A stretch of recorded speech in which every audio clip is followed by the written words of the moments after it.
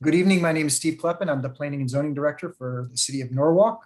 Thank you for joining us tonight. This has been a long day coming and about the rewrite of the zoning regulations. Tonight, we're going to walk you through the process we're going to undertake and the steps that will be followed, as well as the timeline and things to come. But before we start, I want to let you know, anybody who wishes to have Spanish translation, you can click on the bottom of the screen and that will be provided to you. You'll be put into a room. Buenas noches a todos. Bienvenidos a esta reunión de zonificación, de las regulaciones de zonificación, una reunión que hemos estado esperando por un tiempo. Si desean escuchar la presentación traducida al español, pueden ir a la parte de abajo de su pantalla y oprimir el globo y seleccionar el idioma de español para entonces poder escuchar la presentación traducida al español. And before I kick it over to the consultant team who's going to take you through the presentation, Mayor Rilling would like to say a few words. Thank you, Steve, and thank you for providing this opportunity for the members of the public to sit in and get information on what we're doing with our zoning regulations. And thank you to Town Planning and Urban Development. We're very happy to be working with you. This is one of the things that I think everybody who's signed in knows is a real necessary operation, something that we should have been doing quite a while ago. But it is one of the more significant recommendations of the Plan of Conservation and Development. So we're moving forward in that direction. We have some issues with the zoning regs as they're currently written. They need to be more up to date. They need to be more in sync with our Plan of Conservation and Development. We need to be sensitive to the housing needs that we have here in Norwalk. And we have to make sure that when we do develop or when we do these kinds of things, that we're doing it smartly. So again, I'm thanking everybody for tuning in. It looks like we have a good crowd and ready to hear what the Town Planning and Urban Development is doing.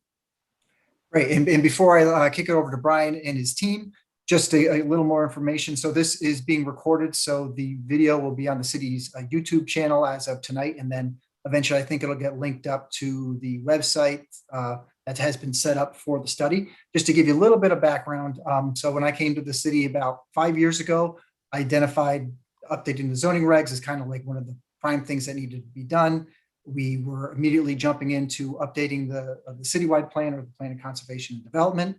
And as the mayor mentioned, one of the significant recommendations within that plan is updating the zoning regulations. And I know, the regulations haven't seen a significant overwrite in over 30 years. So that's a really long time. If you think about what's happened in the last 5 years in the world by itself, you would think that things have completely flipped in that time frame. So 30 years in the life of a zoning regulation is a really long time. So what happened was we put out an RFP, interviewed several firms, and TPUDC was the group that looked at this, which was comprised of city staff and the zoning commission, unanimously decided to go forward with. We're thrilled to be working with Brian and his team, and they're going to walk you through a presentation, and then we'll take some questions once they're done. Brian? All right. Thank you so much. I appreciate you all being here tonight and having the opportunity to talk to you. Can everybody hear me okay? Great. All right. So what I'm going to do tonight is to run through a presentation for you all, just to set the stage a little bit for the project so you know what to expect, what's coming, what the point of the project is. And then we will have a discussion afterwards with you guys ask questions. We'll do our best to answer, but we're really early on in the process. So we really try to not dive headlong too much into what we're doing until we have the opportunity to talk to the community. So there may be questions that we're still learning the answers to as we go through this process, and having conversations with the community is always helpful for us so that we can know what questions we need to look into to answer. For those who have just joined, I see some new people have popped in. If you would like to have a Spanish translation, there's a button at the bottom of the screen that you can click, and it'll take you into a room where we have someone who is doing a translation of this presentation real time. So I'm going to go ahead and share my screen now, and we can get started.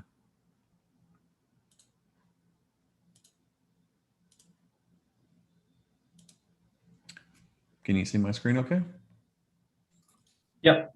Awesome, thank you. All right, so this is the building zone regulations update, community kickoff. And this is really the beginning of the public process. Just a little bit of introductions of the team. So I'm Brian Wright. I'm the principal of Town Planning and Urban Design Collaborative. We have also on our team Bill Wright, who happens to be my father. He is a land use attorney and zoning expert. Jessica Wilson is the project director. Jessica's on with us tonight. Claire Morris is a planner at our firm, and we'll be working on the project. And Gortza is our graphic designer, and she will actually make the document into something beautiful that you will actually want to read, even if you're not into zoning. So we are fortunate in that we work all over the country. I'm coming to you live tonight from right outside of Nashville, Tennessee, in Franklin, that's the town is called. Founded in 1799, so a pretty historic place, not quite as old as some of the places in your region, but nonetheless, that's our main street there on the image you see. And it's great for us to work at a lot of different places because we can learn lessons from those places that we can bring back to our other clients or other projects, and say like, oh yeah, we were working in this one community and they were having this issue that was similar to your issue, even though they may have been all the way across the country. And here's how they addressed it. And so what's the local version of that solution. So hopefully that will be helpful for all of you moving forward. But as a result, we get to work in places that are very urban, large scale places. We get to work in small towns and villages. Thankfully, we've done a lot of work in New England. I'm not sure why a firm from Tennessee keeps having such luck and getting selected in these places in New England, but I'm happy that we are, because it gives us a chance to escape the heat in the summer a lot of times. And so we enjoy working there. Our national experience is great, but from our perspective, the local expertise is really the key to our success. We believe that the citizens are the experts, that all of you are really the ones who know this place better than we ever can, no matter how much study we do. We really serve as an impartial third party. We don't have any preconceived notions about how things are supposed to be. We don't know the community yet. And so we don't have a direction. We're trying to push the outcome. So we really are here to listen to, what are the issues that you're facing, what problems need to be solved, what things are working well that we can build off of to help you all plan for your future and to make sure that the zoning syncs up with that moving forward. So little pop quiz. I'm not going to wait for people to answer on the Q&A, but just in your head. So does anyone know, do you all know how many zoning districts you currently have in Norwalk? The answer is 30, I think, based on our take. That's a lot for a community the size of Norwalk. I would wager to say that typically when we do a pop quiz like this, only about 2 people in the room know the answer to the question, and it isn't always the planning director. Sometimes they're like, I can't remember. There often are people who are just passionate about zoning, and they spend a lot of time studying your zoning district. So next question is, how long ago were the current building and zone regulations adopted? The answer is 30 years ago. That's a long time, as we said at the beginning. That is really ancient in as far as how quickly the world changes these days.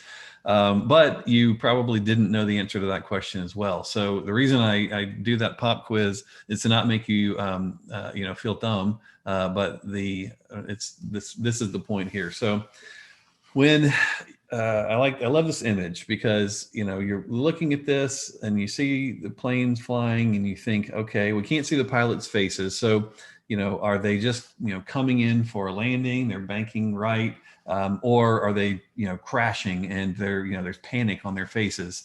And so what I think about whenever I get on an airplane is there are only a few things that I need to know. We need to know where we're trying to go, like what's our destination. We need to know what time is our flight. We need to know what seat we're sitting in, and maybe most importantly, where's the bathroom. And so as we are thinking about the zoning process, the reason I did the little pop quiz is to point out that when you get on an airplane, you don't feel the need to pull out the instructions in the seat back for emergency evacuation and try to understand, how to fly the plane and how the plane works and all of the ins and outs of that. And so what I want to do is to make sure that you all don't feel the pressure to become a pilot, or in this case, a coding expert, that there are things that you may be particularly interested in or passionate about related to zoning, and focus on those things.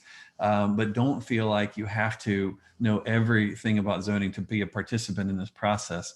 I often see people when you are going through a process like this and you open up the zoning and we're making changes and we're looking at the whole document, people feel the need to, really start to study in a way they never have before. And it really, I think, bogs them down a lot and puts a lot of pressure on them. So don't feel like you have to become an expert through the process. Just engage, meet us where you are. We'll meet you where you are, and we'll go from there. So a little bit of zoning 101, since many of you may not study zoning or love zoning, I'll catch you up a little bit. So there's a comprehensive citywide plan for Norwalk, and what the citywide plan is it's a long-range policy document. It really establishes the vision for the city, and it provides policy guidance for growth and development, and contains action items that are directed towards implementing the vision. And so that's where kind of the highest level instructions for the future are from that document. Then there in the plan of conservation and development, you have a few of these main goals that talk about rewriting and modernizing the zoning ordinance with best practices so that it's user friendly. That's very direct towards zoning. Then some of these other ones are less zoning specific, but they do tie in as we move forward through the process. Housing, it talks about promoting diverse housing types in the urban core at transit-oriented locations. For mobility, it discusses making land use decisions that support walking and bicycling and transit use. Related to economic prosperity, it talks about seeking to retain, grow, and attract a wide range of businesses. And for sustainability and resilience, it talks about balancing environmental protection, water-dependent uses, and public access and recreation. So that's, again, high-level goals and guidance. There was a study done very recently to evaluate the current state of your zoning ordinance, the building and zone regulations. And from that document, there were several recommendations that came out about what should specifically be done to improve the building and zone regulations.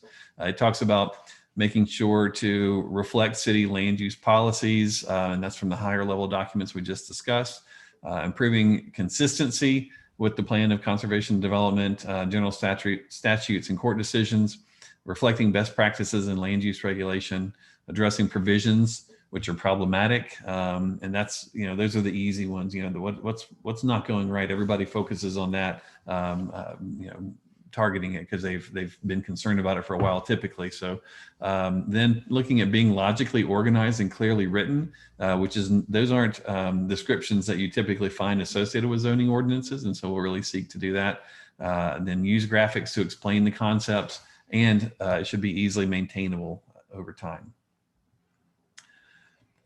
So what is zoning? The city uses zoning to group land into different areas, which is referred to as zones. Each of the different zones has rules about what you build, what can be done in each of those areas. The zoning doesn't actually cause anything to be built. It's just the rules and regulations and laws around what you can do with a piece of property. It guides and limits what people can build in these different areas. So in a nutshell, this graphic is, kind of an extreme example, but it's, seeking to make sure things like this don't happen. And then looking at making sure that things that are noisy, smelly, loud, or dangerous are kept away from, uses like residences or things that would be bothered by them. We want to prevent overcrowding, protect public health and safety. Ideally, zoning balances property rights. It reduces dependence on the car these days. We know from a health perspective and a sustainability perspective, the less dependent on the car we are, the better off. Looking at protecting most loved parts of neighborhoods and cities, We all have parts of the city that are, our favorite. This is where you show people when they come to visit town. We want to make sure we protect those areas. And then also protect areas that, maybe aren't the places that you show, that aren't the fancy, shiny examples of the city, but are also important parts of the fabric of the community and the character of the city. We want to enhance areas that need improvement and really look at creating something for everyone, and that there's a right place for everything to be. So it's not about doing all of one thing or all of another thing. It's really trying to find a way to make the community unique and continue on in the pattern that you've developed in over time. We look at things like how we can improve livability through the zoning. How do you achieve high quality development, create walkable pedestrian environments, neighborhood connectivity, and mixed use centers with a variety of housing types and community spaces and amenities. And, not that everywhere in the city has to be walkable. Obviously you'll drive some places, but those places are easily found in every city we work in. And a lot of times those areas that are the most fragile and least protected are the walkable and mixed use areas. So zoning can give you a place like this, and you have some really wonderful examples of these types of environments that people like to visit or live in. But it can also give you this. Both of the places in these two pictures had zoning.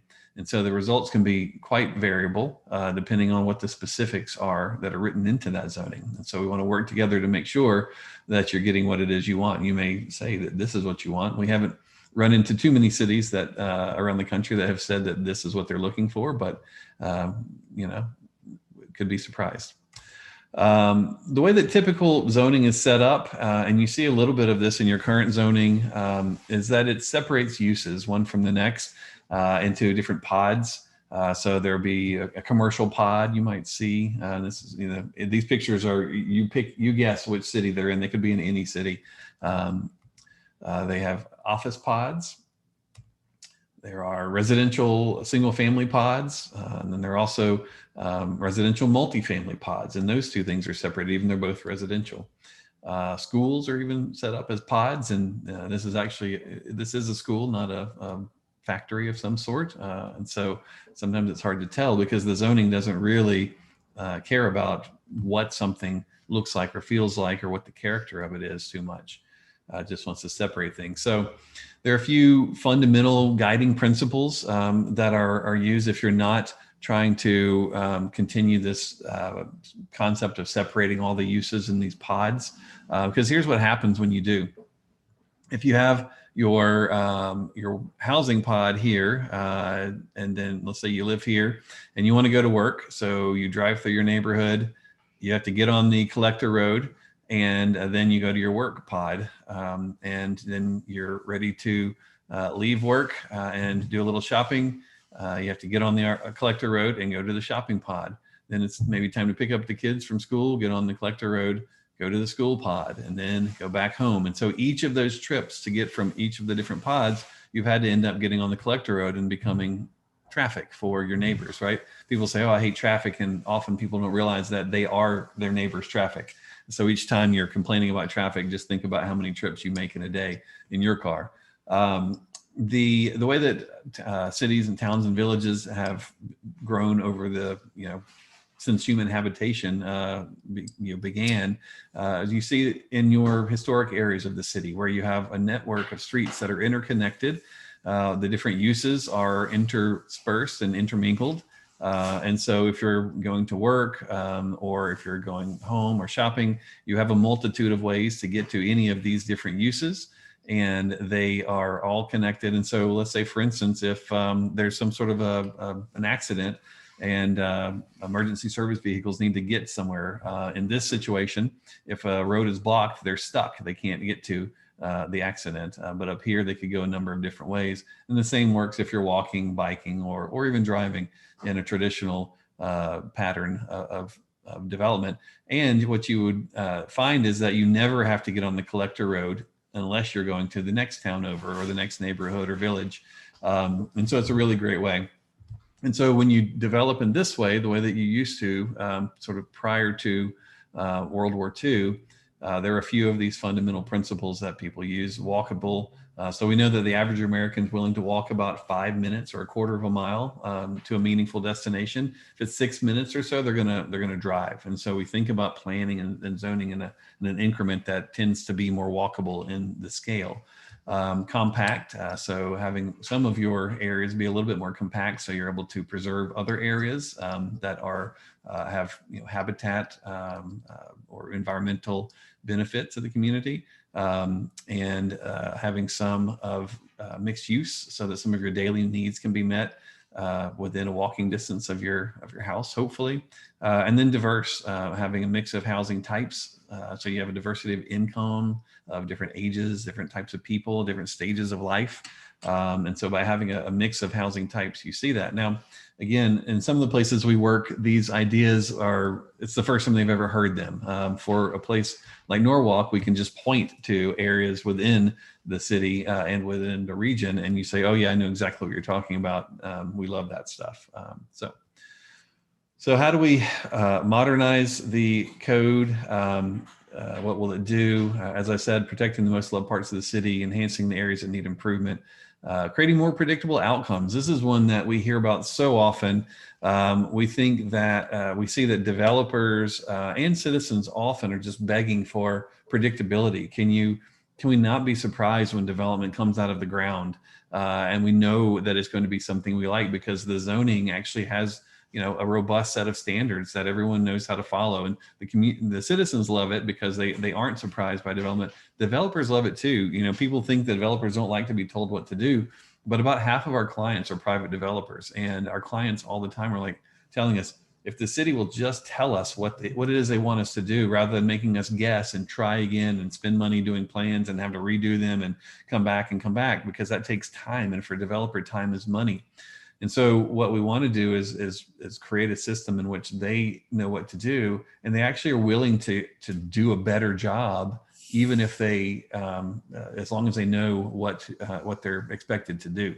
And then also balancing modes of transportation. This is a great one, so we can make sure that we are working in a development pattern that does this. It actually is really an equitable approach to take as well. So those who don't have multiple cars in their household, or are dependent on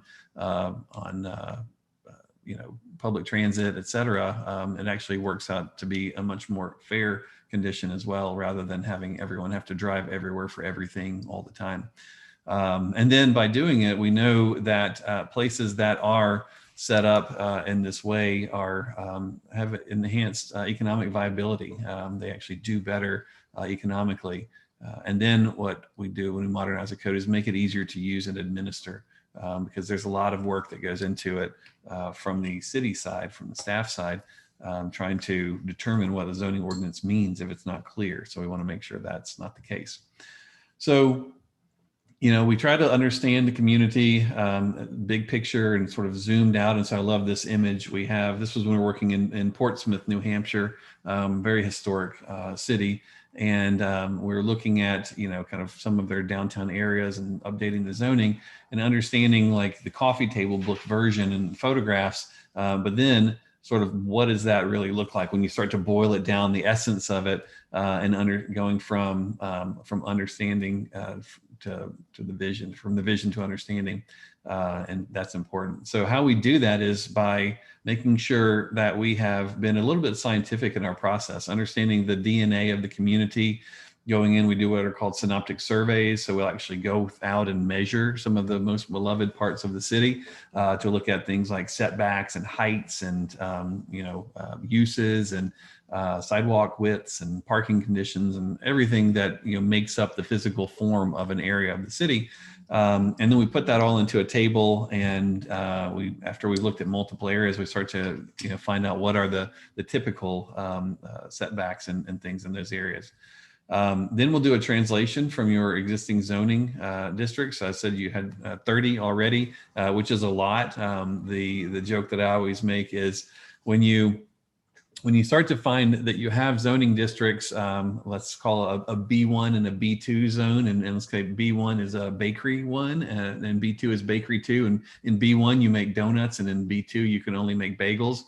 they're both baked good with holes in them. So do we really need a separate zoning district to, to distinguish that? And so trying to understand, are there ways that we can simplify your existing zoning districts? Because over time, for various reasons, when different projects come through the process, the city will often add zoning districts to address a specific problem, and that problem may not actually be something that is a 30-year problem. And so now we've got stuff that's in the zoning today that may have gone in there 30 years ago.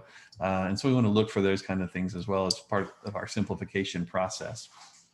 We will focus on uses still, even though I said, the conventional zoning approach is to separate one use from the next. Uses are still an important part of what we do. It's just not the most important part. It's gone from number 1 on the list of importance when you look at conventional zoning down to like the 4th or 5th most important thing. And so that change in mindset really helps, because you start to shift into the idea of looking at the character of the place. How does it feel? How do you experience it as a human, as a pedestrian, a cyclist, a motorist, or resident when you're there, rather than just what uses occur there. So some areas will be more conventional, more suburban in nature. You already have those areas right now. Even though when you talk to people about Norwalk, the areas they focus their discussion on typically are the historic areas that you all know and love, but there are areas that are more conventional, and so they will be addressed as well in a similar way to the way that the more traditional ways, we call it traditional versus conventional. But when you look at it, we have a character-based approach and then the conventional zoning districts, and they're treated graphically and structurally in the same way, even though the physical form of those areas is different. We'll see, some areas we work in, there's, we have industrial areas, we'll have, things that are, not focused on character, and they still have to be dealt with in the zoning. So what we do is we create what we would call a hybrid zoning ordinance. So you have some of these areas that are character based and some that are more conventional. Here's an example of one where it was a strip shopping center, but they wanted to have some character-based components. And so as you come in, it's kind of like a Main Street condition. But then here there's a strip center with the parking lot area. And so this is actually a hybrid zoning approach, very hyper specific on this one parcel. But it just goes to show how this idea of creating a hybrid zoning ordinance can work. But we want to make sure that, what we're doing is clear and compelling. So we revise the existing zoning, add some new character-based elements, and then you sort of out the other end comes the new code. And these are a couple of pages from the ordinance that we wrote for Portsmouth, New Hampshire, that I showed you a minute ago. And so it's very graphical, it's very intuitive and easy to understand. Here, here's the setbacks, and you look up here and you find the letter, and that's where the setback is. And, so we want it to be user-friendly for everyone as well. So as I said, we haven't really dug in too much before we talk to all of you, but we have learned a few things. We've been interviewing some elected and appointed officials and talked to a few people around the city. And so here's what we've learned so far. When we asked people what they like most about Norwalk, people talked about the waterfront, parks, good schools, it's a safe city, the unique neighborhoods, easy access to the city, diversity, variety of housing, there's everything for everyone. The history was great, and the natural beauty. So those are wonderful, and they became quite consistent. We would hear a lot of the same things, regardless who we were talking to. We asked what were some of the challenges facing Norwalk today. People talked about it's an old city with old infrastructure, and old city is great because you've got lots of character that is nearly impossible to create these days with new development. But with that, you have that infrastructure that is aging. We heard that the affordability for housing is becoming more and more of a challenge. It's as just overall around the country, housing affordability is a challenge for sure. But because you're a very desirable place and your geography is excellent, that it's becoming a challenge. We heard there's lots of pressure for growth. And so you start to worry about losing that character and the charm and the scale of the city that you like, which is a tricky thing, because if you're growing, then you're able to provide more affordability just because of simple laws of supply and demand.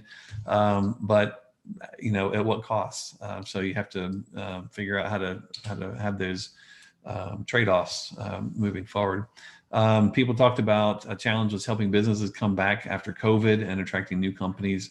People talked about gentrification as a challenge, and then some areas need to be revitalized, and then a higher level of design should be expected for new development. What should the goals be of the zoning regulation? We asked people. People said user-friendly, organized, streamlined. That needs to be a living document, so it can be adjusted over time. And I always say that, it doesn't have to be perfect the minute it's adopted. So don't put so much pressure on yourself, because while you're negotiating every little metric and standard in the zoning, you end up having to new development applications are coming in, and so you miss opportunities to impact them in a positive way. People have mentioned, again, being consistent with the plan of conservation and development, encouraging green infrastructure and sustainability with new development, incentivizing historic preservation was important to people, and preserving the character. Those kind of often go hand in hand. Then the affordable housing and missing middle housing was something that people suggested that we add into it. And then a higher level of design standards were all top on the list of people's concerns about goals for the future. Now, all of that said, again, because we work all over the place, all over the country, one concern that I always have is, while we are bringing new ideas to a community, one of the things that I don't want to do is ever regurgitate something that we've done elsewhere. And that's where you all become so important, because we know that whatever we do for you has to be uniquely Norwalk. It has to have the essence of Norwalk in it. It can't be something that we've done somewhere else. And so that's what we need you all to help us with, to hold us accountable as we move forward, to make sure that each element of the zoning update feels like and represents your Norwalk and the vision for the future from your perspective. So timeline and next steps. We are here at the beginning, community kickoff. We will be doing preparation and analysis throughout the next month or two. Getting into September, we have what's called the Planapalooza. That's our big public event where everyone needs to come out. We'll be there from the 17th through the 21st. And we bring our office. We set up our office there. Our team will come. It's very interactive. Hopefully, it will be a lot of fun. That's what we call it, a Planapalooza. And that's where we really begin the work in earnest on drafting the regulations. Once we finish that Planapalooza and get that public feedback through that process, we'll set forth on drafting more regulations in more detail than we can get into in the Planapalooza.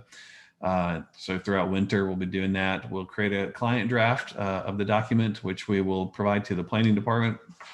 And the idea there is that the planning department will read it just quickly, just to make sure there's nothing wacky in there, that we haven't, forgotten some big idea that was, vitally important that we all had talked about.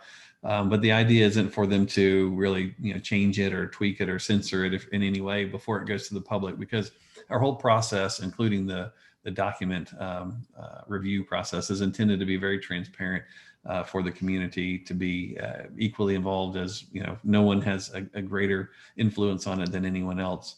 And so in the spring, the idea will be for the public draft to be released to the community and have an open house where we give you an orientation to that document.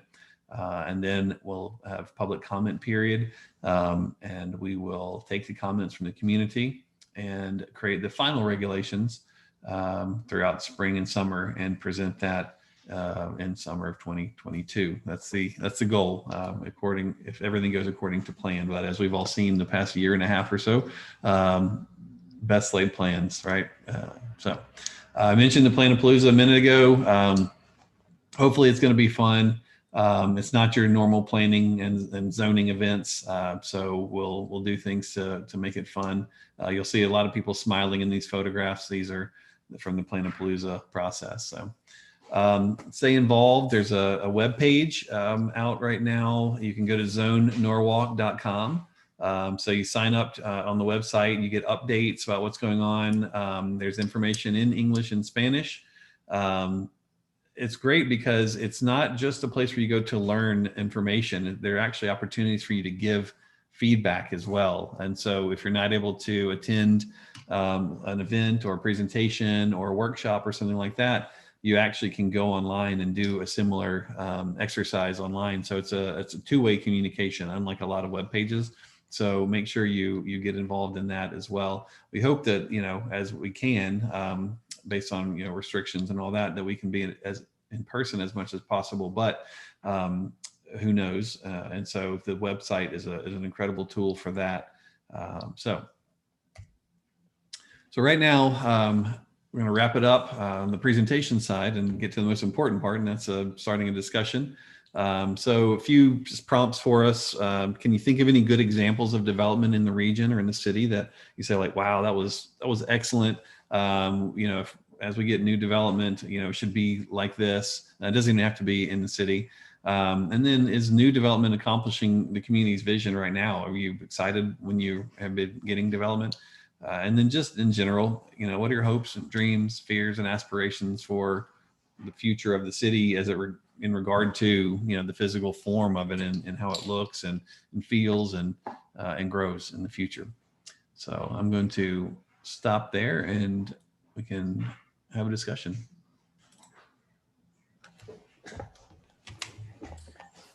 So if anyone from the public, if you have any questions for Brian and Jessica, feel free to use the raise your hand feature and I'll allow you to speak. And then we also, if you're dialed in on a phone, you can hit *9.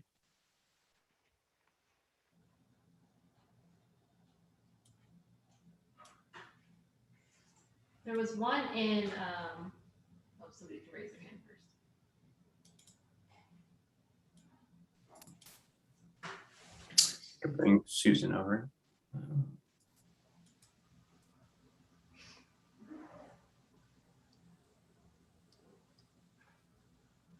And Susan, you just have to unmute yourself. How are we in Norwalk and those of you on the P&Z Commission responding to Connecticut's Bill 1024 in terms of addressing the expansion of affordable housing to all parts of Norwalk and not just D zones as it's been in the past? I ask this question in consideration of our need to build our city, known for great diversity, since housing location affects so much: environmental, educational, and social equity.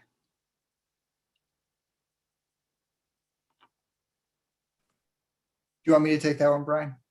Yeah, it sounded like that was directed to the city. Sure. So yeah, we are well aware of new legislation that came down recently from Hartford about, and this was specifically, a lot of it was addressing accessory dwelling units. Norwalk is pretty permissive right now in terms of what it regulates for accessory dwelling units. We are in both the Planning Commission and Zoning Commission looking at the changes Hartford has put together and then evaluating them. And I think we'll probably have a recommendation later this year on that. Okay, next, either John Romano or John Pinto, so we'll see. Brian, John. can you hear me? First of all, how's your baby doing?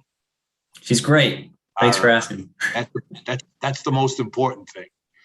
I put a question in, which I wrote, and basically, as the chairman of the Harbor Commission, our concern is that we do become one of those people that are going to be interviewed, and by community, we're part of that community, and we have a charge within our commission to make sure that our water is protected, A. B, that development is done according to the harbor management plan. And it would be nice if you could meet with a group of us, because there are some diverse ideas. We are very pro-development, no question about it, but under certain guidelines. We want to make sure that those guidelines are considered in any zoning changes or future plans. Yeah, that sounds like an important thing to do. I know how important the water is to the city and always has been. And so making sure that we understand that. And we had similar considerations when we were working on the downtown and waterfront master plan in Burlington, Vermont, and their zoning ordinance as well.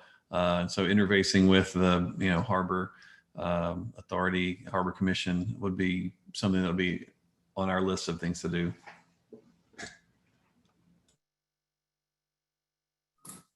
All right, let's bring Sonia.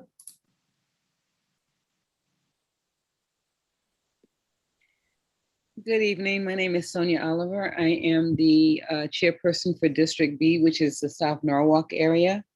And this meeting is a little different than what I thought it was going to be, but I am actually very pleasantly surprised and pleased with what this meeting actually is. So let me put that out there. In this process, the type of things that you're going to be looking at, does it include like heights of buildings, location of industrial locations? Yes, yeah, it will include all of those things for sure. Okay, and how are these new regulations going to affect things that are currently in place? Yeah, so I don't know exactly yet. Again, as I said, we're at the beginning of the process, but the answer that I normally give at this point in the process is that we typically will bring forward whatever grandfathering kind of regulations that are already in. So if there are new zoning regulations that are put in place on a particular piece of property, that it's able to continue on in the way that it has been until such point they seek to make a change. So Steve may have a better explanation of what the current process is now, but the idea isn't to typically, in most places we work, to go in and make changes, and then all of a sudden the next day, once the thing's adopted, you've got to go spend a bunch of money and update your property. So Steve, is there a better, more Norwalk answer to that? Sorry, I had myself muted.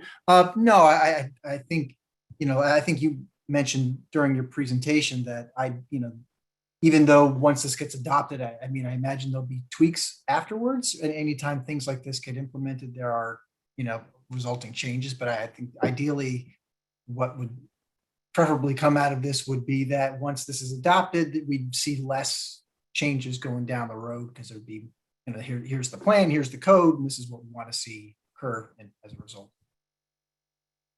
Okay, and one last thing, as the previous gentleman said, I would certainly love to make sure that I am among those group of people, or that there's a group of people from my district that are included in some of these sit-down discussions, because we are an area of Norwalk that is being greatly impacted by some of these zoning regulations that are outdated.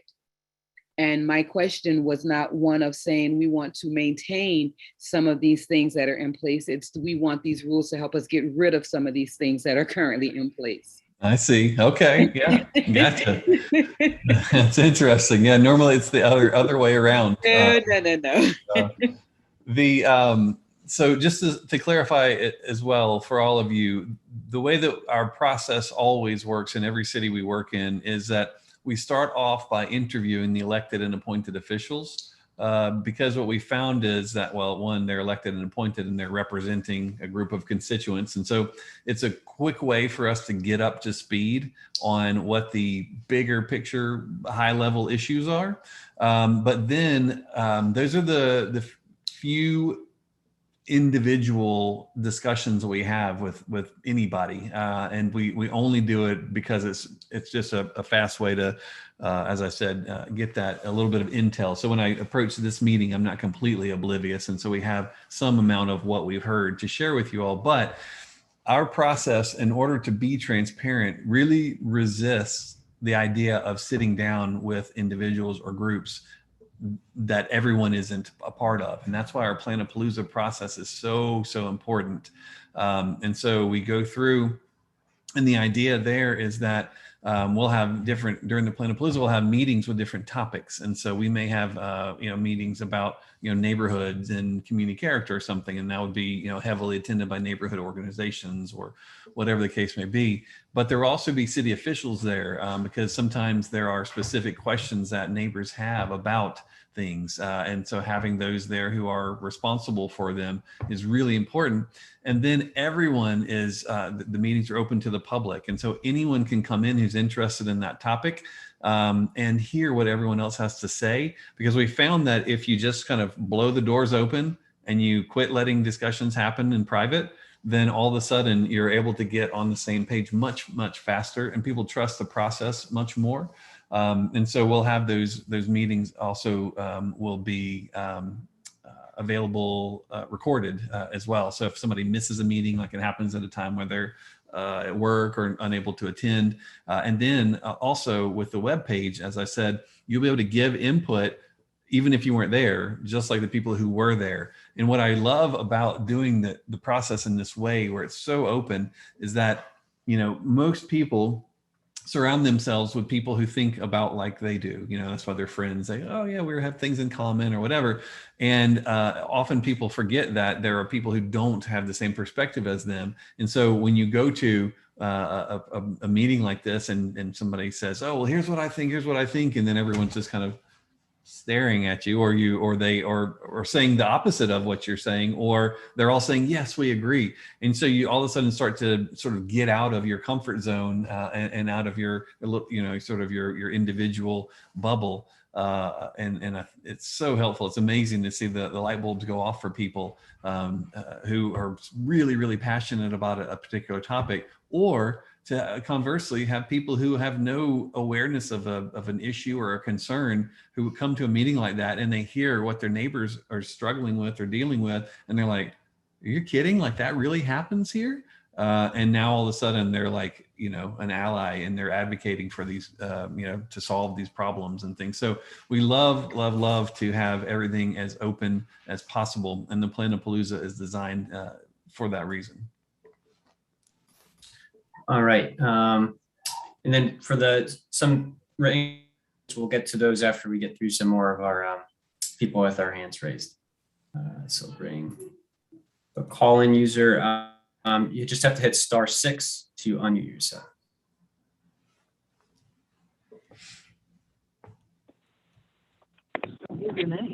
Hello? Am I on? Yep. Yeah, I've been listening, and I feel I don't understand why as a community, the Norwalk people understand what is Norwalk, and what this whole thing sounds like it's using Norwalk for outsiders' gain is all I'm hearing in all of this. And that people are just, basically units in traffic and things like that. We're not people. I don't understand why we're trying to damage our community.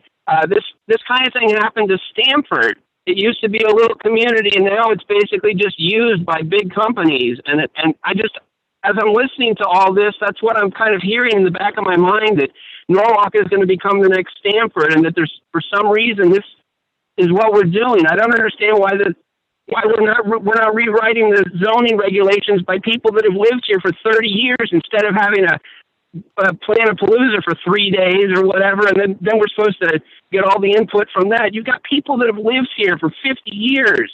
They know the town already. You could call them in their living room and they would tell you more than anybody's going to learn a Palooza that goes from now until Christmas. I don't understand. I don't hear anything about Norwalkers to be doing the best thing for Norwalk. I'm hearing making the regulations streamlined for developers, and so that they understand better what they're supposed to do. But what about the residents that are just sitting there going to their job every day and then coming home? And now that they're going to get socked with developers doing this and that and the other thing. They're not going to know what's going on. People just want to live their lives. This is not, a community is not meant to be manipulated like a Playmobil set or something. These things have damaging effects on people, and zoning should not be a game. I feel like this is a board game for everybody that I'm listening to on this phone call. It's really kind of disappointing. Zoning is about people getting up in the morning and having their breakfast, getting in their car and going to work and liking to have a good quality of life with some trees around their house and neighbors that they like. We're not units. We're human beings, and this community has been being developed for a couple hundred years. There's a graveyard that's in the middle of the town that's got people from 200 years ago or so, and it's still there. And there's a lot of history here. The Yankee Doodle Bridge is called the Yankee Doodle Bridge because somebody in that graveyard was involved in the writing of the song Yankee Doodle, which has been around since the 1700s. And here we're talking about having a Planapalooza to have 3 days to learn what Norwalk wants and then write zoning regulations that are going to apply for the rest of all time. I think we're going down a path here that's, if you don't think about the people that live here today and focus on them, this is going to go downhill. And all I'm hearing is that we're using Norwalk for outsiders to make it better for the future for who knows who, but it doesn't. I'm not hearing Norwalk constituents. I didn't hear the word constituent really very much there. I didn't hear Norwalkers very much. We live here today. All right, I'll let Brian give a response. Yes, no, thank you for that. When I hear a response like that to something that I've said, it makes it clear that I need to work on, how I'm communicating the ideas, because I agree with nearly about 90% of what you said. And the rest of it, it's not that I disagree with it. It's just that I just covered it in a different way. So, as I said in the presentation, you all are the experts on this place in a way that we never can be. And you are a part of the team as we go through this process. We work on projects, as I said, around the country with great success. And our focus is first and foremost on the citizens.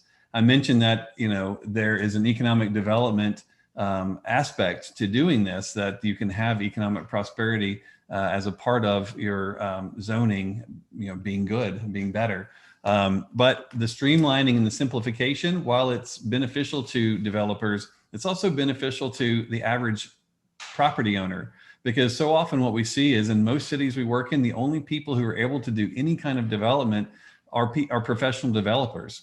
That person who just owns a lot and wants to redevelop it or do something with it, and they've owned the lot for 3-4 generations, they don't know what to do because the zoning is written and so convoluted. And unless you are a professional developer who has planners, architects, attorneys to interpret it for you, you don't know what to do. So that simplification and the streamlining works beautifully for the residents. So my encouragement to you and anyone who is concerned about any of the things that we've talked about tonight is to make sure you continue on through the process, because that's exactly what I meant when I said I need you all to hold us accountable to make sure that we're doing the best job we can for you, because we're not from there. But if you took away from what I said that we were trying to streamline this to turn this place into Stanford or something else, that's certainly not at all the intention.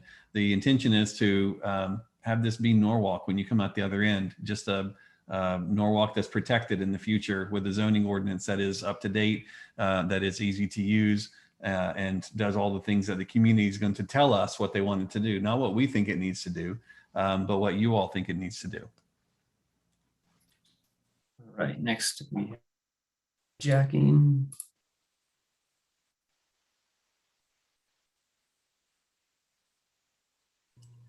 Hi, good evening all. My name is Jacqueline Jordan Byron. I'm the co-chair of District B. You already spoke with Sonia Oliver, and so I was just chiming in just to say I agree with all of her concerns, and you can just put me in that ballpark of wanting to see more regulations on the height of new buildings that are being developed in the South Norwalk area, as well as curbing the expansion of contractor yards, making South Norwalk, the residential areas, primarily residents. I mean, we are like industrial zone 1 and 2, where we have big trucks coming in and out of our residential neighborhoods. And we'd like to have less of that. And we'd like to have these zones for industrial use kind of like segregated from the residential neighborhoods that have schools and churches and homes. And just like the other caller just said, that, he likes to get up and go to work and interact with his neighbors and not have to deal with a lot of noise and pollution. And guess what? So do we.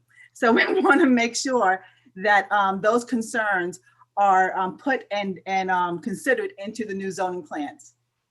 Great. Thank you for that. Thank you. All right, next we have Sarah Johnson.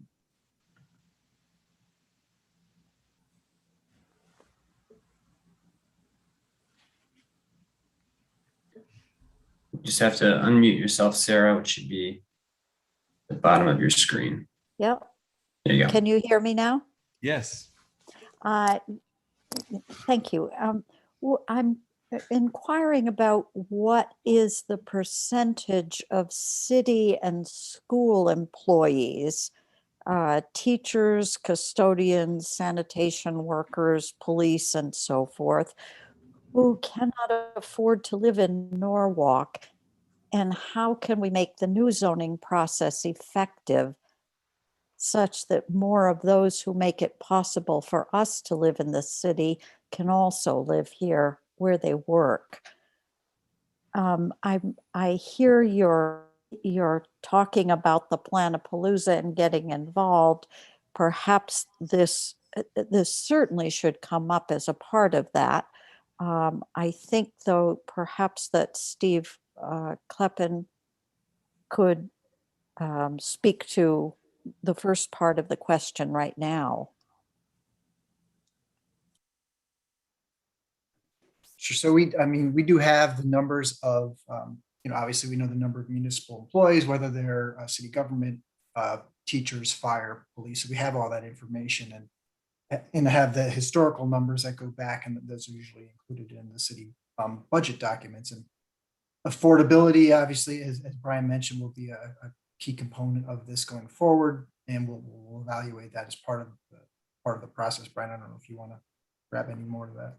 Yeah, well, and I think, to her question about, what percentage of those employees live in the city, I think that'd be an interesting thing to note, just an interesting data point. And maybe then, as we're moving forward with zoning regulations, and if you really have that, because so often people just say, well, we know we have an affordability issue, but it isn't often, quantified per se, or, I think the way that she's described it is really excellent. It's like, the people who make it possible for all of you to live and to function on a daily basis, having as many of them as possible be able to live in the city as well is a great goal.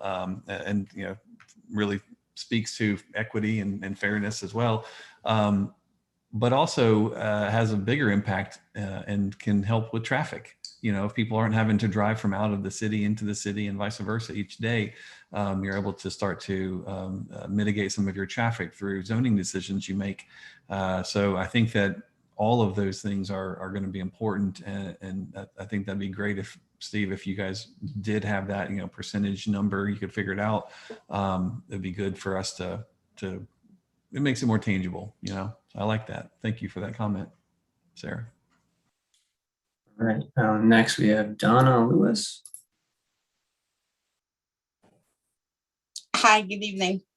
I guess I'm following up with what the last person talked about. I also submitted a question online. So it's a two-part question. It's dealing with housing, and how is the zoning commission enforcing the current standard of the 10% affordable housing for all new housing under construction in Norwalk? And what oversight does the commission have to verify that these standards are maintained in Norwalk? That's my first question. Do you want, how would I'll address that one if that's okay. And then, yes, please. No, I was just going to send it to you. You're the best one. Sure. And then Donald, I'll answer that, and then you can jump back in with your second one. So so the city has what's called a workforce housing regulation that's been in effect, I think since the 90s, maybe a little later. And we actually just revised it very recently. It was, when it was initially set up, was only for certain areas of the city. The recent revision to that regulation required it for all multifamily housing. We define multifamily as 3 or more units. And we have in there a couple of different thresholds for affordability that are can be achieved by whatever project comes forth. You can either, not to get too into the weeds, but you can look at a lower affordability threshold, or you can do a higher affordability threshold. And if you do the higher affordability threshold, you also have to pay an inclusionary zoning fee that goes into a fund to construct affordable housing. That's required for all, as I mentioned, all new developments. We require every project that's been approved for these workforce units to submit annual compliance forms to the city. We have a database of who's been approved for what, and that goes into a larger database that we send up to the state annually to look at our overall affordability, because like the housing authority has properties, there's other affordable housing providers that don't fall under that program, but we do monitor that annually, make sure that each unit that's been approved is complying with the requirements of the program. Right. Because I live in Norwalk, and I've lived in Norwalk for quite a number of years. I'm probably one of those that's over 30 plus years right now. I've lived in Connecticut for the majority of my life, but primarily Norwalk. And you see a tremendous amount of new construction and new housing going up. But I don't see where they're located, where there is anybody who could be, quote, be able to afford them if they're under, quote, this affordable housing scenario. And so I'm also wondering what agency, you spoke about the commission. Yes, they do track it because they have to send it up to Hartford to monitor all of that. But who is responsible basically for those numbers? And is that something that is accessible to the public? Because I would want to know, for instance, all the Glover Avenue apartments that just went up and is still going up. How many units there are, and how many right now are filled that are occupied under that affordable housing? Well, I can tell you that the Glover Avenue projects that are under construction, 10% of those units meet the affordability thresholds. I'd have to check if, and I have the numbers in my office, I don't have them top of my head, but I would imagine that, we found that most of the developments that there's a waiting list for affordable housing throughout the city. So there's obviously I understand that, yes.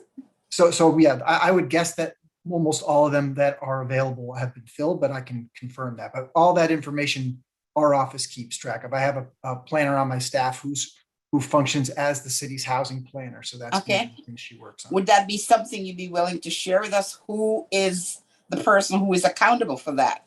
Who maintains? So we do that. I mean, if you can email me, and then I can, I can share that with you. I'm happy to share it with Brian and his team if they feel they need that as well. Okay. All right. Thank you.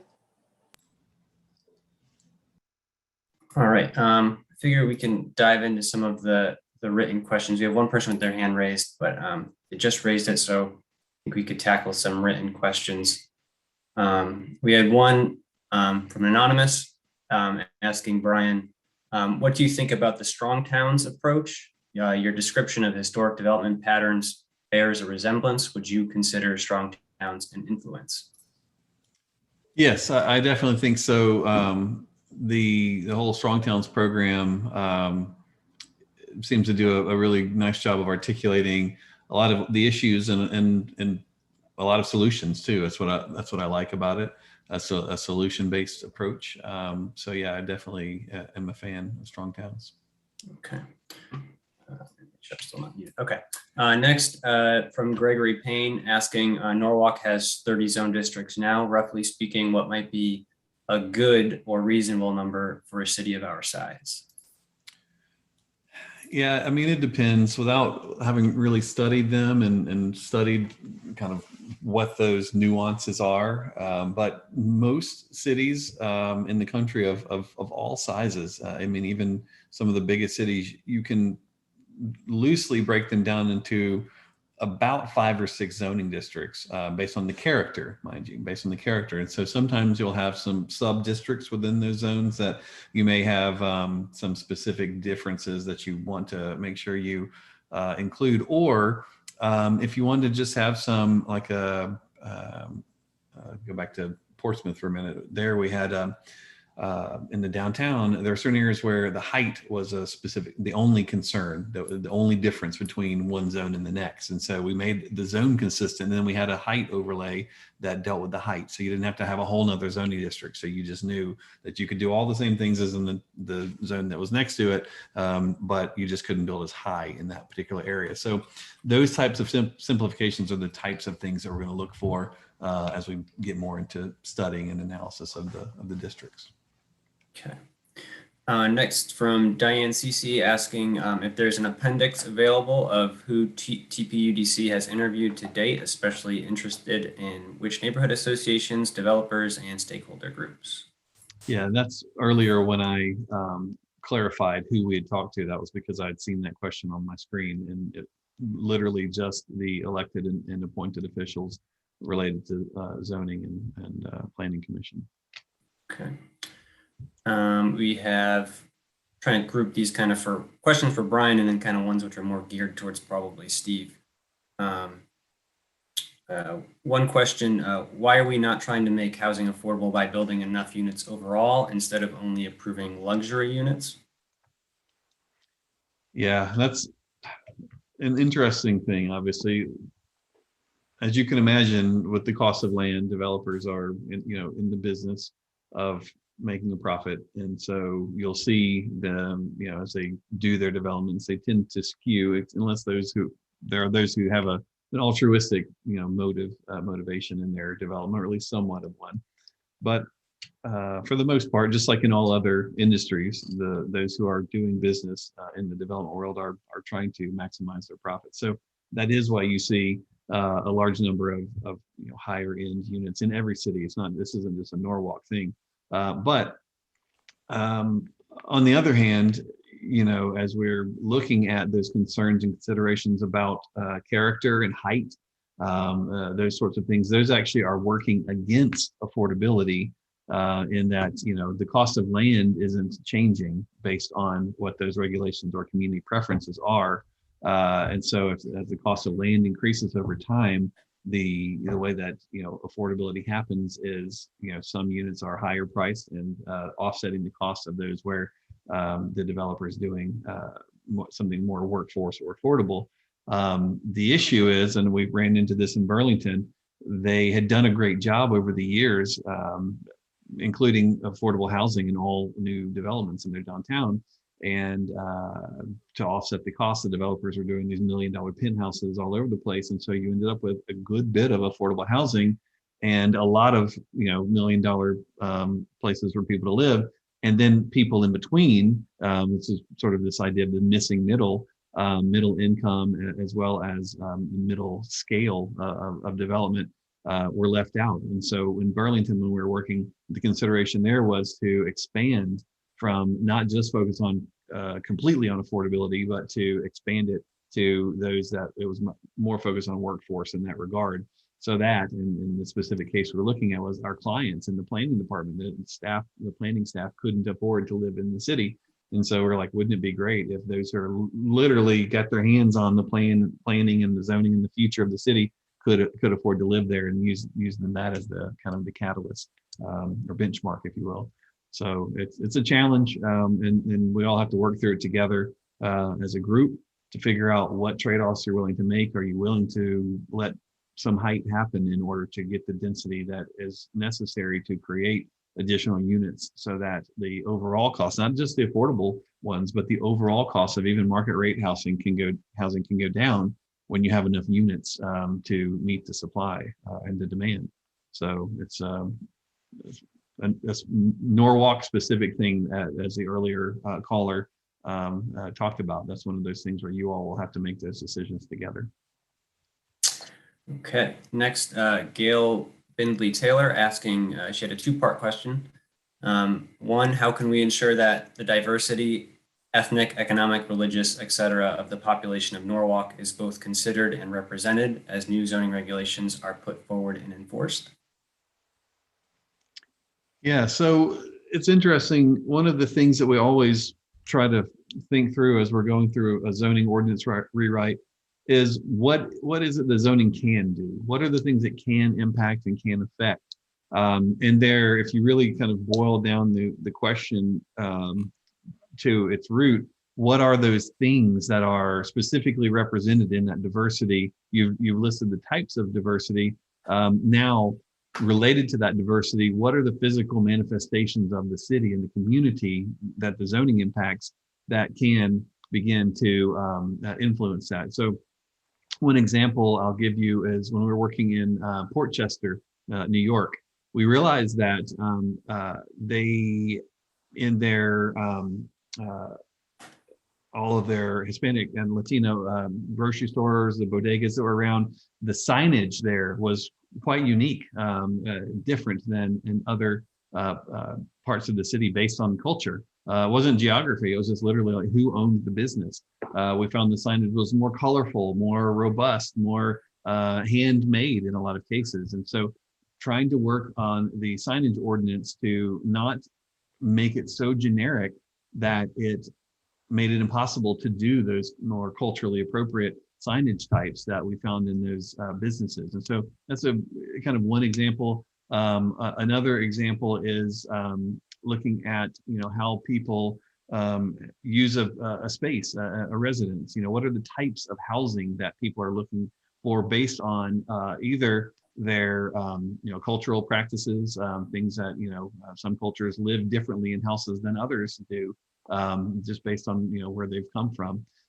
which is really kind of cool. And so is there a way that the housing that is allowed addresses that? And so really what I want to do is think through, and all of you, this is again one of those, let's crowdsource this and then turn it back to you all. What are some of those things, sort of make a list for us as you go in the future? What are some of those things that you think might specifically address this diversity that you're talking about, that we can include in the zoning, that have a physical manifestation, something's built a certain way because of the zoning that's going to address these types of things? So I think that would be really a big help for us. So start making a list for us over time. All right, I'll give Brian a break and throw a couple questions people had for Steve. So a couple ones coming up are asking about how the industrial zone study will play into this zoning reg rewrite, and then questions on moratoriums and Norden specifically. That's a good question. I was thinking about mentioning that earlier, so thanks for that. So yeah, we are pretty close to getting the draft report out for public consumption. I think that's going to be within a few weeks. We are doing a study of the city's industrial zones and also going to be looking at the industrial waterfront as well. So there'll be very specific recommendations in there. And I think it was Sonia had mentioned about South Norwalk and the concerns a lot of times in District B with the contractor yards that are kind of interspersed, some of them legal, some of them not legal, that are interspersed with the residential neighborhoods. And that's just how South Norwalk developed over time. We do have some very concrete recommendations on redefining contractor yards, where those contractor yards should go and shouldn't go, and then distinguishing between like an earth processing yard and like somebody who's just has a couple of like a plumbing contractor, for example, who has a couple of trucks and pulls in and out of the yard and isn't necessarily working with piles of dirt, which has some other complications that go along with it. So we'll have those recommendations, like I mentioned, out for public consumption in a few weeks, and those will play right into the zoning. So that kind of maybe takes a little work off Brian's shoulders for having to not necessarily reclassify all the industrial land, so that part of it's going to feed right into the work that's happening here. We'll probably act on some of those changes because there are some moratoriums in place specifically on contractor yards, and the zoning commission's looking at a couple of other moratoriums. One, self-storage, and there's some recommendations in the plan for that. And the other one was distribution centers, and that was a lot of that was geared towards the Norden application, which I know the neighbors were not thrilled with. So I think we're trying to address those, and then we'll have some more specific recommendations, and then Brian's team will probably come up with some additional ideas as they look at that plan and then start to get to know the city a little bit better. All right, and then this one might be more towards you, Steve, too, is just going back to Bill 1024 and how P&Z defines affordability? And how does that bill address the issue of assisting poor to get access to affordable housing in Norwalk? Yeah, and I believe that was probably somewhat asked before, but yeah, so like I mentioned, the zoning commission, planning commission they're both well aware of 1024. We're actually working on a joint meeting sometime probably late August, early September, and that'll be one of the topics of discussion to look at the impacts of 1024 and how that interplays with our existing regulations and what changes we need to make and or should not make as a result of that. As I mentioned, we did recently redo the workforce housing regulations to, I think, they're a little more simplified, and I think they're resulted in an even playing field throughout development where anybody builds multifamily housing. They're all playing by the same rules now, which I think is important. And I think if you look at our regulations compared to our peer communities, speak specifically about maybe the city size for Connecticut, I think our regulations I think they're a little more proactive than some of our peer communities are in terms of what we've been doing.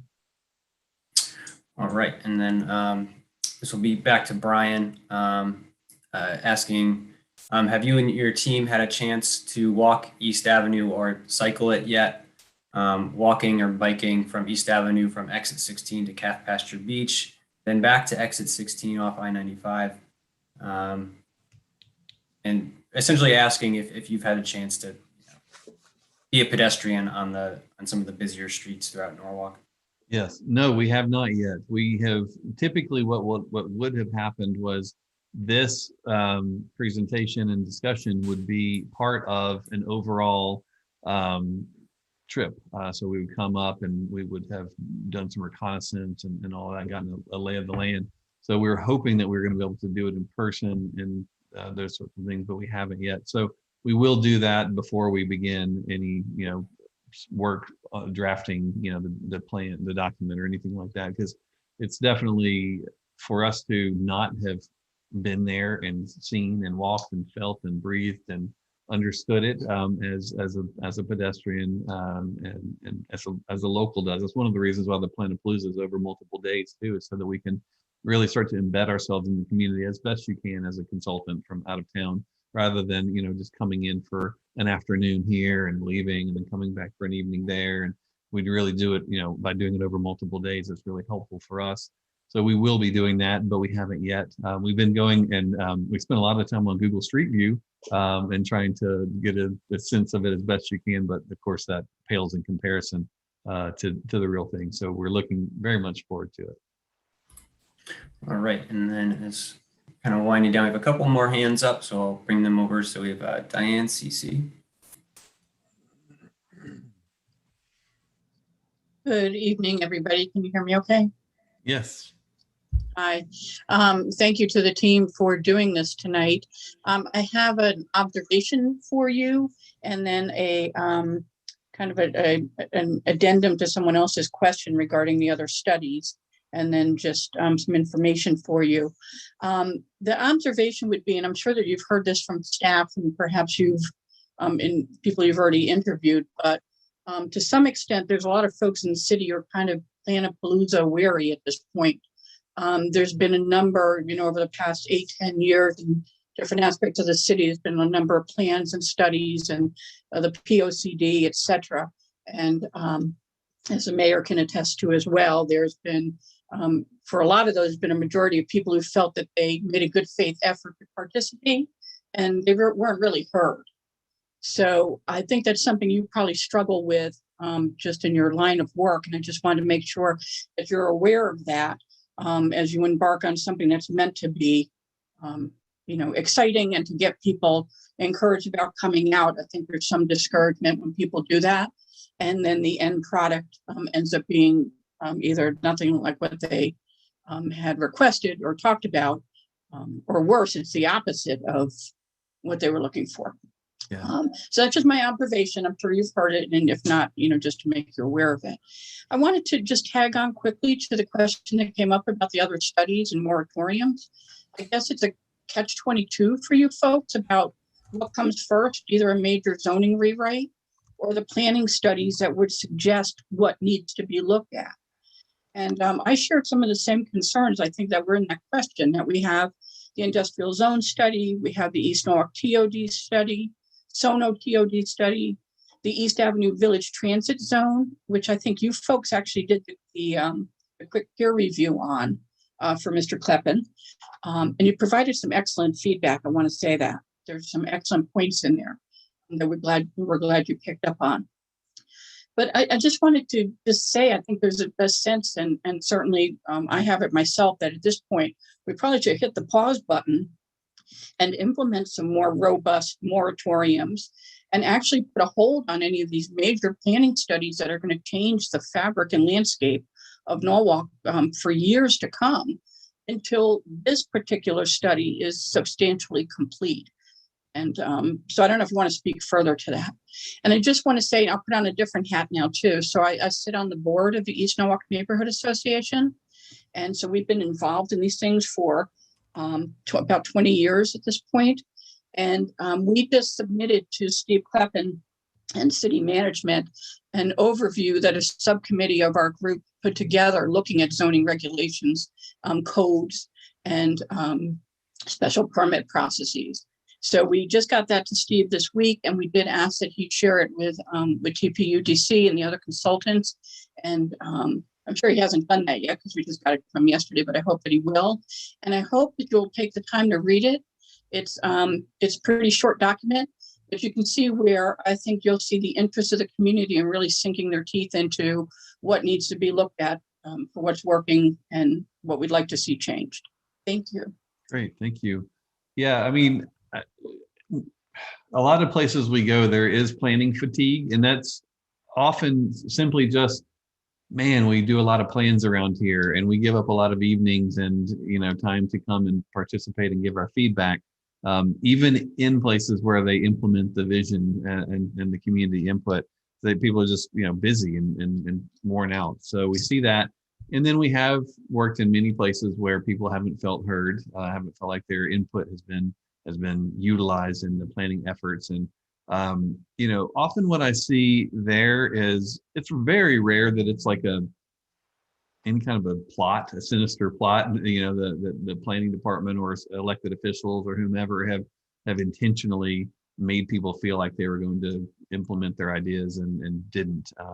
What happens more often than not is simply a communication issue. Like, people don't understand why. The example I was used is, hey, what would you like to see in the future for your city? And everyone comes together in a neighborhood group. They had a neighborhood meeting, and they all decided they had this great idea, and they come to the public event and they share it with the planning department, and they say, we think we need a space needle. And the planning department says, oh, okay, great, okay, yeah, okay, good idea, oh, sure. You know, not knowing kind of what to say when they hear this thing that's not possible, and it doesn't work economically and whatever. And, you know, simply had they at that moment said, oh, wow, yeah, you know, we've seen that work in some other cities. There are very few of them, and there's a major cost implication, and it also really have a negative impact on the community character here, et cetera, and explain the why, you know, it's not possible or why it's not going to happen.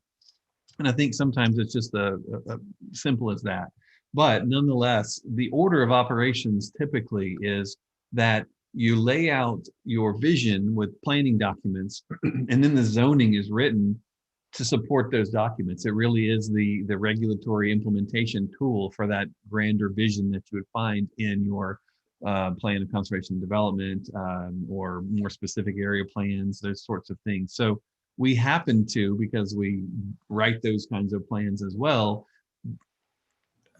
not shy away from the planning side of things when we're doing our zoning ordinances. But in places where there's a new or, you know, recent addition to your planning toolkit with a new study here or there, you know, we'll incorporate those, and in places where they haven't done any planning in a while and they haven't done any zoning, we'll use our process to try to extract that information from what it is you want your zoning to be and to say.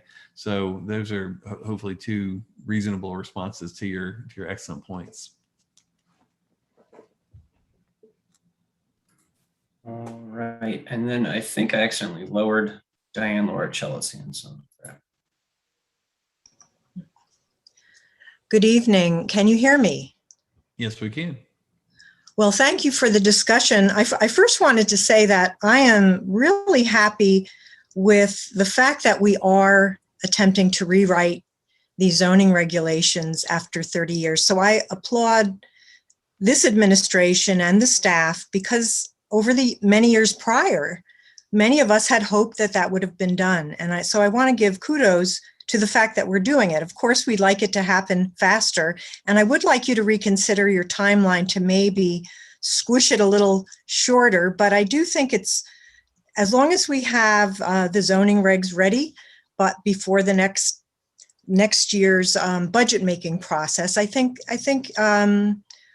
it's terrific that we're going to have these plan-a-paloozas, whatever you want to call them. Maybe that lightens its import, maybe change the name. But I think the way that we can ensure that Norwalk is not going to become a Stamford is for people to participate in all the ways that you all have laid out today. So some of the callers and the speakers, while I appreciate their opinion about what they fear, I think it implores us to get involved in all the different ways that you are affording.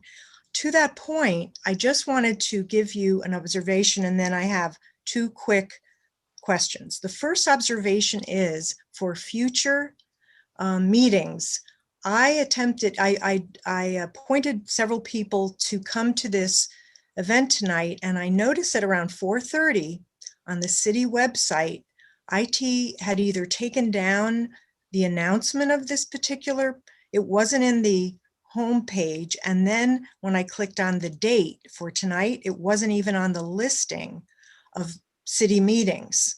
So if there could be some chance of having IT and others coordinate better so that people wouldn't be lost. It was not easy. I mean, I just happened to know my way around this. I knew this meeting was happening, but if people probably couldn't find it.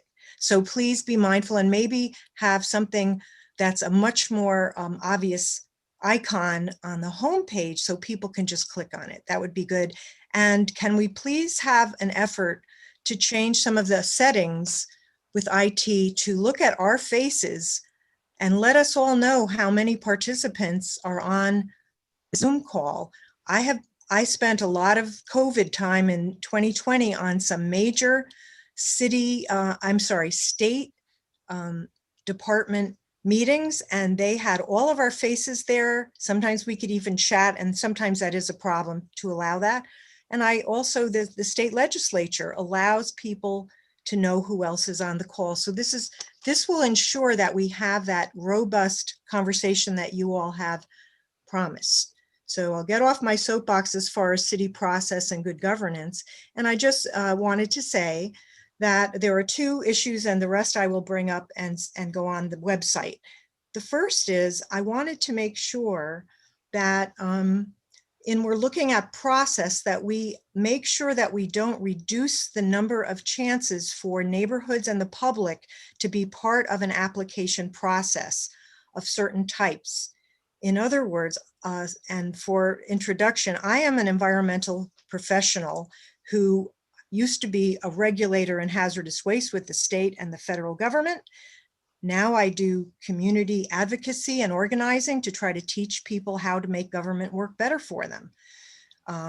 So I want to make sure that we try to reduce the over-the-counter or bench permits for some current companies and future companies that are out of compliance with noise ordinances and regulations and some of their zoning regulations like noise, dust, and nuisance. That will help make, especially in South Norwalk, where I've both lived and worked with the citizens, it will help make things better as far as quality of life. So as you're looking at zoning regs, I am very pleased because I also work for the development community. We need a balance. We need to be user-friendly, but not leave out the touchstone of the community. And one way to do that is enforcement. So one of my first quick question is, how will we build in enforcement mechanisms, both carrot and stick, because I like incentives, to make sure that these new regulations have teeth that will enhance our quality of life? And so do you want me to ask the second question, or? I have a bad memory, so maybe pause and then we'll answer it and then get to your second part, if that's okay. So I would say that, you know, a lot of the time we hear about concerns from the community and they fall squarely in this enforcement category all around the country, rather than something that's wrong with the zoning. And so as we go through this process, it will be important for the city to note, kind of how many things we hear fall into that category, and how many things are actual, something wrong with the zoning, is causing this thing to happen that people don't like. And those things that do fall under enforcement really, need to be addressed on their own, and kind of a separate bucket, if you will. That from our perspective, we are expert in writing the ordinance and helping you all figure out how to articulate what it is you want in the future. But the enforcement side of things tends to be a very hyper localized issue. So Steve, I don't know if you have any thoughts about enforcement. Yeah, I know Diane and I have had this conversation several times over the years. So yeah, I think we've tried to rectify things in the regulations to indicate what's a typical zoning permit versus site plan versus special permit. I think we've cleared that up, and when we've done more significant rewrites, and if there is a violation on a property, they shouldn't be getting a permit. That's written right into the regulations now.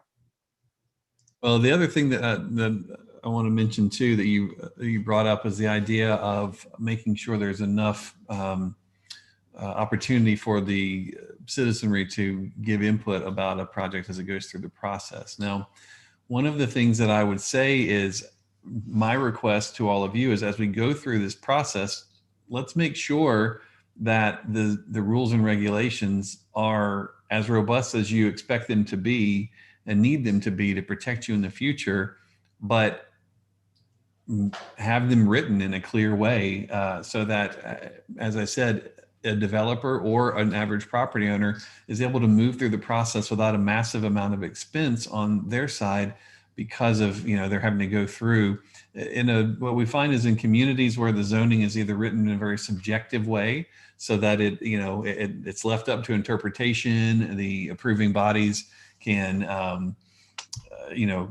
yes or no, depending on whether or not they like it, versus what the actual regulations say.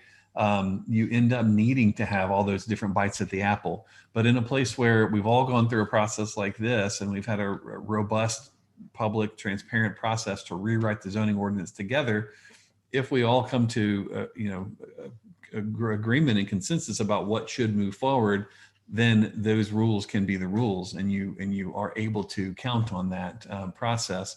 And that's when you fall back into, okay, let's also make sure our enforcement process and carrots and sticks are in place properly, so that we don't have to be afraid of it. But the more bites at the apple, the more development costs, the less affordability you have, et cetera, et cetera. So let's try to get it right while we're doing this as best we can within reason. Now to your second part of your question. Okay, and this of course will be very brief, and that is that environmental planning is very important to me and many others. It helps us have such a beautiful community, but it's not the case in every community yet. I am one who believes that we should try to strive to build in requirements for things such as renewables, and ask the applicants to opt out. The way the city thus far has worked things is to hope and wish that applicant will opt in. And as an example, prior to the mall being put in place, there was an office building before the marketplace dropped. And during the application and public hearing process, because it was a special permit, the applicant said, yes, yes, we will do a green roof. And I don't mean having a bar on the top of the roof. It's actually using succulents and having a truly architecturally green, architecturally absorptive roof. And that was the first thing to go once they got their permit. So what we found is in some towns like Bridgeport, you had asked for some, I will forward more examples from other communities and states, because I'm a member of the Connecticut Green Building Council. It's a great resource. And the thing is, I would love to see, as we're rewriting these regs, and I'm so thrilled that we are, that we look at environmental management and energy management and build it into our regs so that it is becoming more of a requirement, not a hope and a wish that the marketplace will do it. Because we're finding, for instance, there are token there are token efforts on some of our largest developments. And because we don't have, we're even looking in East Norwalk for amenities as opposed to requirements, because I have worked with the development community and some developers in Norwalk. And you are right. When I worked for a consulting firm, they want to know surety. And I believe that many of our developers, if they knew that the city of Norwalk wants to begin to reduce its overall carbon footprint, you must opt out and give good reasons why you're not putting in solar on the roof or in a carport or on the ground mounted or orienting your building. And lastly, I think I would love to see, and this I'll deal with the mayor and some of the elected officials, that we should lead by example in our city. I know we've made some efforts, we can do better, and I'm hoping to help do that. But you had mentioned that you're first looking at speaking with elected and appointed officials. But that's assuming that these appointed and elected officials, I think most of them definitely care about the city, but many are lay people. They do not have the background and are not even aware of the things that I've mentioned during this brief time. So that's why I would like you to rethink having specialty groups, making some time, either going to each neighborhood or district, the 5 districts, and make sure it's well in advance known. And then also for environmental planning, since the POCD process cut short the environmental portion, and Steve knows this is true, that the consultant just didn't really ask for our opinions. We do have a lot of hopeful words in our POCD, but we could go deeper and we did not. So this is, I think, a great effort to build in environmental and energy management into our zoning regs so that it is more of an incentive. And I thank you for your time, and I'm really thrilled that you all are here. And thank you, Mayor, for making this happen. Great, thank you for that. Yeah, I agree with you that, you know, if a developer is going through a process and they're making a bunch of promises that they aren't bound to in any way, then they can say whatever they want. And so trying to find a way to take those promises and turn them into execution and reality is a challenge. The one piece of advice I will give as we move forward is that if we go and put a bunch of environmental standards and sustainability and, you know, green building practices, et cetera, in the zoning, and we say, you know, that it's development may or should or would kind of sort of be nice if they did and all that, it always gets cut out at the end of the day, because the zoning are the rules and regulations. It is law, and so you can't really. You have to have shall. It has to be directive. It has to be very specific. And so it's our recommendation that you all decide how far you want to go, that you're willing to say shall about and require, and then see what happens. Now, to that end, though, in order to get everyone's input, that obviously would also include the development community as well. And so they're going to explain to us what it is they can and can't do, they think.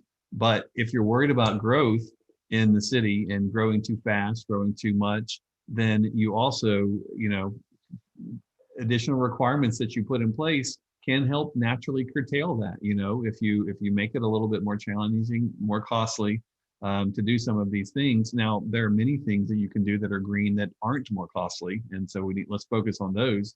So there's no good reason why somebody shouldn't do them. But we know that you can slow down the pace of development by increasing your standards. Now, back to that trade-off thing, you're going to have to think about, okay, well, if we are slowing down the pace of growth, we're making it more challenging, or if there's some additional costs associated with some of the requirements that we incorporate, are we willing to deal with the ramifications of that from the affordability standpoint? Because now we're working against meeting the demand with our supply. And so right now, I'm sure you're probably dying to be unmuted because you probably have a great response to nearly everything I just said. But I do want to acknowledge that I know that adding these standards for sustainability, environmental regulations, et cetera, don't have to be more costly, but some are. And so we just have to think through that as a group and see how far you're willing to go. Some places we work, they're like all the way. And we'll figure out, there's, federal programs and state programs that help pay for some of the additional costs. And then also when it comes to affordable housing, there can be federal and state programs that help with that as well. So trade-offs, but it's an important thing to discuss. That's pretty much everybody, Brian. Awesome. This is great. Well, thank you all so much for your participation tonight. This is just the beginning of a long discussion that we're going to have together throughout the process. I want to have all of you make sure you save the date for the Planapalooza that will be forthcoming, and just make sure that you come to that. It will be an awesome opportunity for people to talk, to be heard, to listen. To give us advice and insights and all of those things. Some of you will come more as spectators, and some of you will come more as experts. And the more people we get at those meetings and those discussions, the better off we are, the better off the new ordinance will be. But I always say, don't ever judge a process by the number of people who participate, because there are an infinite number of variables that go into determining how many people show up on any given day. Even if we do a multi-day event where you can come anytime, literally during the day, and certainly somebody can make some time to come and participate a little bit, but you'd be surprised. Even with those types of opportunities, people aren't able to come or don't come for whatever reason. And so I always say, as long as we have 10 or more people participate in the process who didn't ride together in the same car, meaning that they don't necessarily all share the same thoughts on everything, it's pretty amazing how quickly you start to hear the same themes come up. And once we hear the same thing 3 or 4 or 5 times, we realize that it is something of note. And so I hope we'll have a massive amount of people participate in this process. And the more the merrier, the more the participants, the more robust and more rich the discussion is. So I just hope that we're able to all get together in person at some point. And if we have to stay on Zoom, then so be it. We've done it before and with great success. So thank you all so much for participating, and I look forward to talking to you again soon.